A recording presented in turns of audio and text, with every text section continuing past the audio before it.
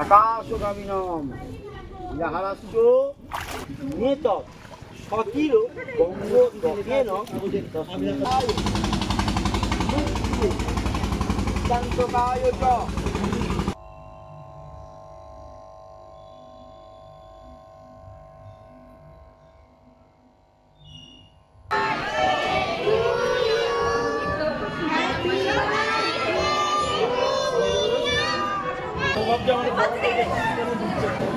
Thank you.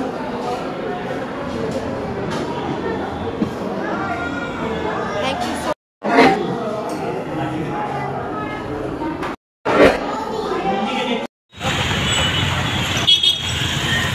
খুব টুকি মারছিলে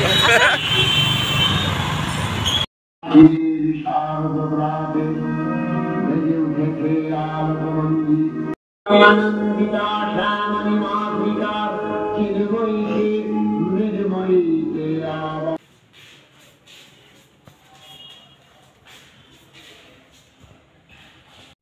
ছাতাটা নিয়ে নি ছাতাটা নিয়ে নি ছোট ছাতাটা নিলে হতো না বড় ছাতাটা নিতে হবে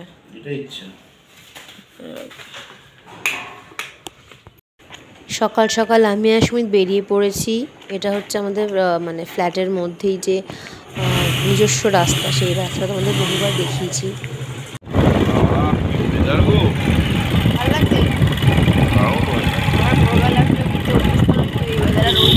না নেবে তো রোজ থাকে না, আমি খেলতে যাই। হ্যাঁ ঠান্ডা লাগছে। হ্যাঁ ঠান্ডা লাগে। Good morning, welcome back to my channel, to a new blog. আশা করি তোমরা সবাই ভালো আছো, সুস্থ আছো আর সেফ আছো। আমিও ভালো আছি, ফিট অ্যান্ড ফাইন আছি, আর আপাতত সেফ আছি। আজকে সকাল সকাল ব্লগটা শুরু করে দিয়েছি। আজ হচ্ছে মহালয়া।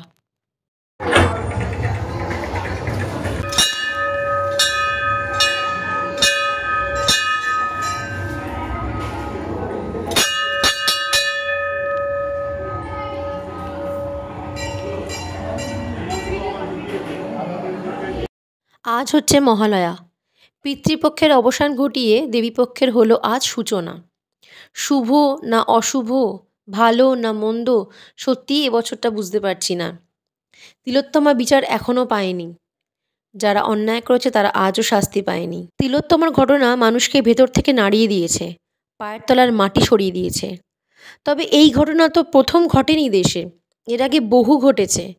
আমার প্রশ্ন শুধু একটাই, এর আগে যত ঘটনা ঘটেছে তখন আমরা এইভাবে যদি সোচ্চার হতাম, গলার আওয়াজ তুলতাম, তাহলে হয়তো আজকে তিলোত্তমার জন্য এইভাবে আমাদের এই বিচার চাইতে হতো না। যে দেশে নারীকে পুজো করা হয়, সে দেশে নারীদের এত অপমান, পায়ের তলায় পিষে মেরে ফেলা হয়, সে দেশে নারী পুজো বোধহয় মানায় না। আর যদি নারী পুজো করতেই হয়, নারীদের সম্মান করতে শিখতে জানলে বোধহয় আরও ভালো হবে।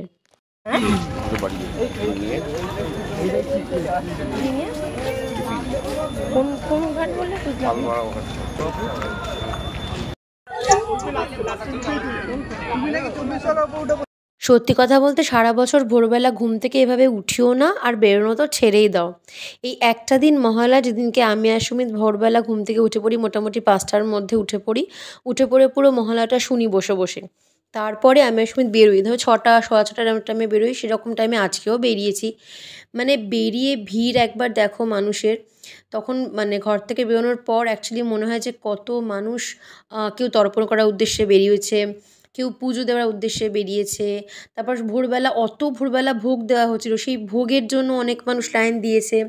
তো ঘরে থাকলে কিন্তু এগুলো সব কিছু মিস হয়ে যায়।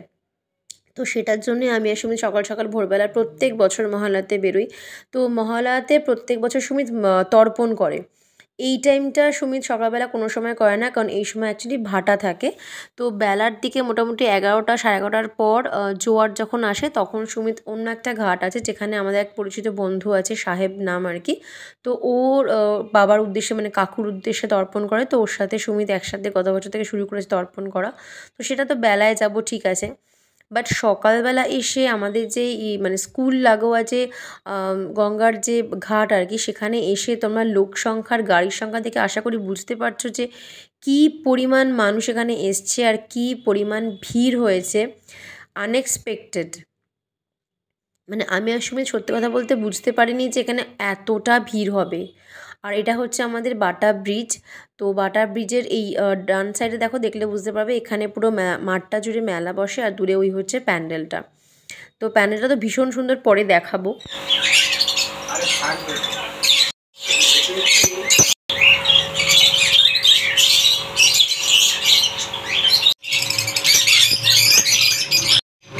আমার অ্যাকোরিয়ামের মাছের খাবারগুলো কিনতে এসেছিলাম দোকানটাতে, বাট পাখিগুলো এত সুন্দর এত কালারফুল, ভাবলাম ওদের সাথে শেয়ার করি যে কী সুন্দর লাগছে দেখতে পাখিগুলো।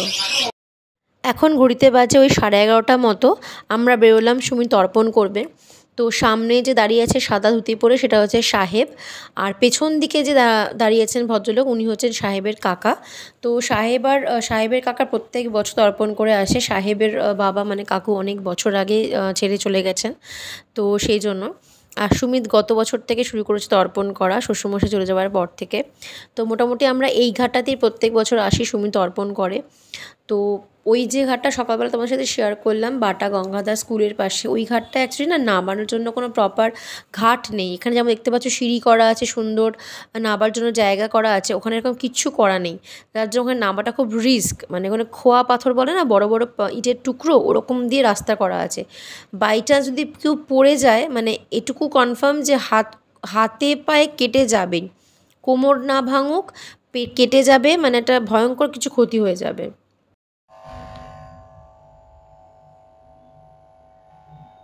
তোমাদের তখন বললাম যে অ্যাকোরিয়ামের মাছের খাবার কিনতে গেছি দোকানে। তো এই হচ্ছে আমাদের অ্যাকোরিয়াম, বেশ বড় সাইজ। তো সুমিত এটাকে ভীষণ সুন্দর করে মেনটেন করে। মোটামুটি ধরে নাও 2.5 থেকে 3 মাস অন্তর অন্তর অ্যাকোরিয়ামটাকে পুরো ক্লিন করে, পাথরগুলোকে ক্লিন করে, গাছগুলোকে যা যা মেনটেনেন্স করা সেগুলো সমস্ত করে। তো এত সুন্দর করে রেখেছে অ্যাকোরিয়ামটা, দেখতে সত্যি ভীষণ ভালো লাগে। তো এটা সুমিতের অ্যাকচুয়ালি কী বলতো, সুমিতের না পছন্দের সংখ্যাটা খুব কম। ওর অত মানে নেই যে আমার এটা ভাল লাগে ওটা ভাল লাগে, এটা চাই ওটা চাই। এই কম চাওয়ার মধ্যে সুমিতের অন্যতম চাওয়া হচ্ছে অ্যাকোরিয়াম, যেটা ওর ভীষণ প্রিয়, ভীষণ পছন্দের জিনিস। আর সবথেকে বড় কথা, ও যেগুলো পছন্দ করে, যেগুলো ওর পছন্দের জিনিস, ভালোবাসার জিনিস, সেগুলো খুব যত্ন করতে জানে। সেটা হোক অ্যাকোরিয়াম, সেটা হোক জামা কাপড়, সেটা হোক সম্পর্ক, সেটা হোক মানুষ, সেটা যে কোনো জিনিস ও যত্ন করতে খুব ভালো জানে, মূল্য দিতে জানে বেসিক্যালি। আমার মতে তো, আমার কাছে অন্তত আমি ওকে যেটুকু বুঝি সেটাই আমার মনে হয়েছে। আজ আমাদের একটা ইনভিটেশন আছে, সেটা হাওড়া দাসনগর। সুমিতের নকাকার নাতনির জন্মদিন, তো সেখানে আমরা সবাই যাচ্ছি।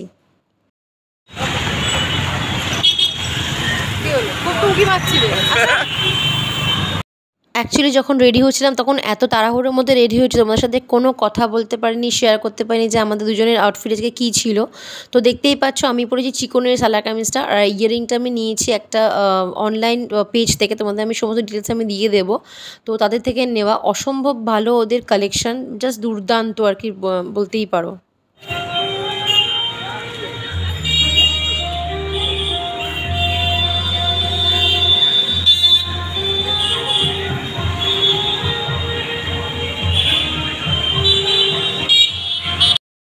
আমরা জাস্ট এখন পৌঁছলাম, এখন ঘড়িতে বাজে হচ্ছে ওই 7:15-20 মতো। তো এটা হচ্ছে হাওড়া দাসনগর, যে বাড়িটা ওরা ভাড়া নিয়েছিল তার নাম হচ্ছে গীতা ভবন। তো খুব সুন্দর করে সাজিয়েছে, দেখলাম পিঙ্ক আর ল্যাভেন্ডার কালার দিয়ে সমস্ত বালুনস এরকম একটা গেট মতো করেছে। তো নকাকা বাইরে দাঁড়িয়েই ছিল, তো নকাকা বললো মোটামুটি 2তলা 3তলা 2টো ফ্লোর নিয়ে সমস্ত অ্যারেঞ্জমেন্ট হয়েছে।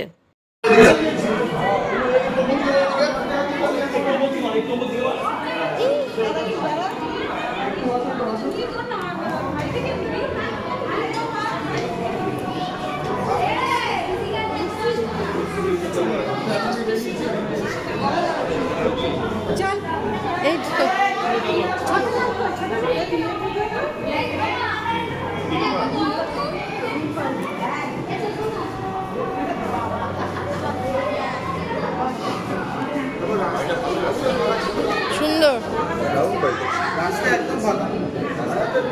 আজকে 2 অক্টোবর না, খালি আমরা বেঁধে পড়ে সামনে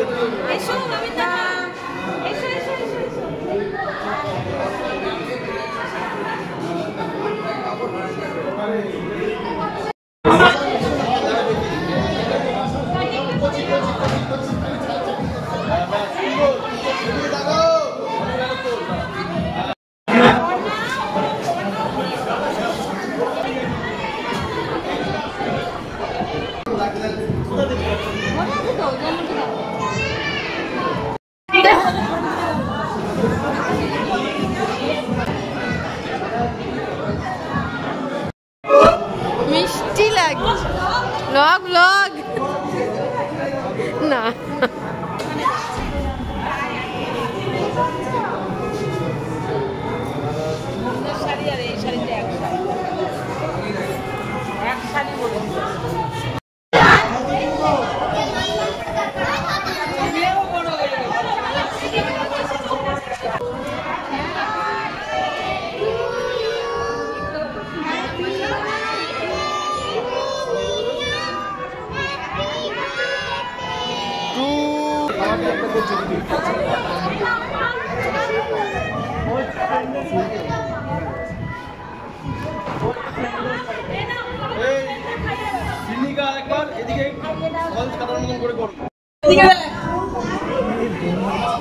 কেক না খাওয়া অবধি কেউ সরবে না এখান থেকে, কেক না খাওয়া অবধি কেউ সরবে না।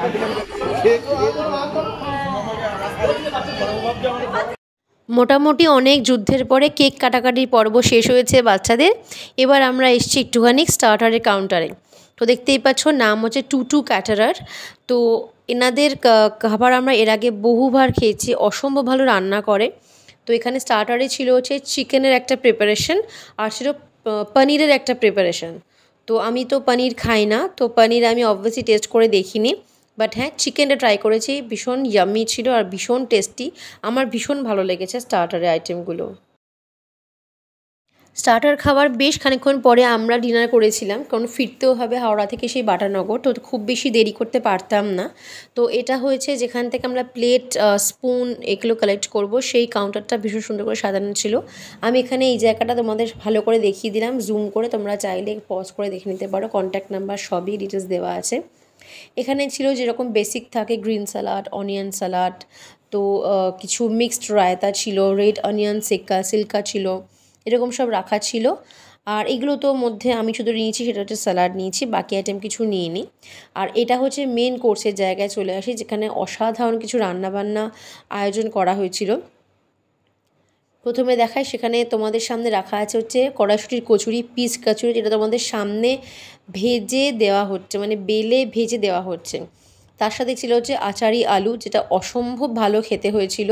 মানে আমি কোনটা ছেড়ে কোনটা ভালো বলবো নিজেও আমি ভীষণ কনফিউজ, কারণ প্রত্যেকটা রান্না অসম্ভব ভালো হয়েছিল। নেক্সট চলে আসি চিকেন কবিরাজি। এটা বোধহয় ভালোবাসে না এমন কোনো মানুষ নেই, আর এটা পছন্দের খাবার নয় এরকম মানুষের সংখ্যাও বেশ কম। তো এরপর ছিল কাশ্মীরি পোলাও, যেটা ভীষণ ভালো হয়েছিল খেতে, অবভিয়াসলি নতুন করে বলার কিচ্ছু অপেক্ষা রাখে না। তার সঙ্গে ছিল যে জুড়িদার মাটন রোগান জোশ, অসম্ভব ভালো হয়েছিল, মাটনটা ভীষণ সফট হয়েছিল, আর টেস্ট সেটা আলাদা করে বলার কিচ্ছু অবকাশ রাখে না, জাস্ট অসামান্য। এরপর ছিল চাটনি আর পাঁপড় দিয়ে শেষ হয়েছিল মেন কোর্স। এরপর চলে এলাম হচ্ছে নেক্সট কাউন্টার, যেখানে আছে হচ্ছে মিষ্টি, তার মধ্যে ছিল হচ্ছে চমচম, দেখতেই পাচ্ছ এখানে রাখা আছে চমচম।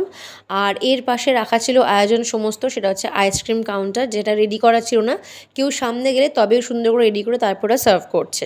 আর সর্বশেষে শেষ পাতে হচ্ছে পান।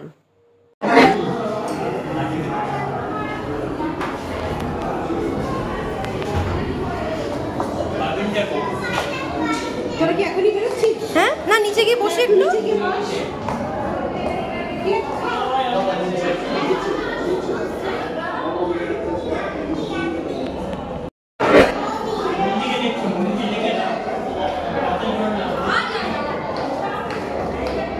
চলো আজকে ব্লগটা এখানে এন্ড করছি। যদি কিছু ভালো লাগে তাহলে please do like, comment, share and subscribe my channel. Next ব্লগে আবার দেখা হবে, আড্ডা হবে, গল্প হবে। পুজোটা খুব ভালো করে কাটাও, আনন্দে কাটাও আর সেফলি কাটাও।